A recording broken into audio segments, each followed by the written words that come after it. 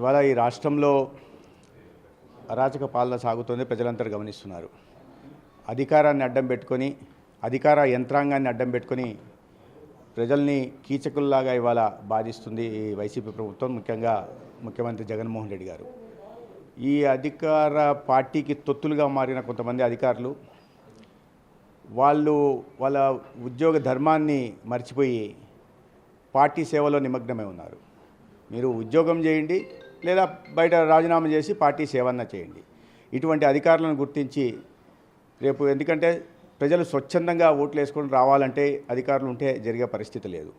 ముఖ్యంగా పోలీసు వ్యవస్థలో ఉంటున్న కొంతమంది అధికారులు మరీ పార్టీకి వైఎస్ఆర్సీపీ అధికార పార్టీకి తొత్తులుగా మారి ఇబ్బంది పెట్టే పరిస్థితి ఉంది. కాబట్టి వాటి దృష్ట్యా ఎవరైతే గత 5 సంవత్సరాలుగా ఈ అధికార పార్టీ కారణంగా ప్రతిపక్ష పార్టీలను ఇబ్బందులకు గురి చేస్తున్నారో అటువంటి అధికారులను ముఖ్యంగా పై స్థాయి నుంచి చీఫ్ సెక్రటరీ దగ్గర నుంచి డీజీపీ దగ్గర నుంచి కింద దాకా కూడా వాళ్ళ లిస్ట్ తయారు చేసి వాళ్ళ భారతీయ జనతా పార్టీ తరఫున ఎన్నికల సంఘానికి ఫిర్యాదు చేయడం జరిగింది. వీళ్ళని తక్షణమే విధుల నుంచి తప్పించి ఒక నిజాయితీ కలిగిన అధికారుల్ని, ఒక రాజ్యాంగం వ్యవస్థ పట్ల నమ్మకం ఉన్న అధికారులని నియమించాల్సిన బాధ్యత ఉంది. అప్పుడే ఈ రాష్ట్రంలో, ఆంధ్రప్రదేశ్లో ఎన్నికలు సజావుగా కొనసాగే అవకాశం ఉంది.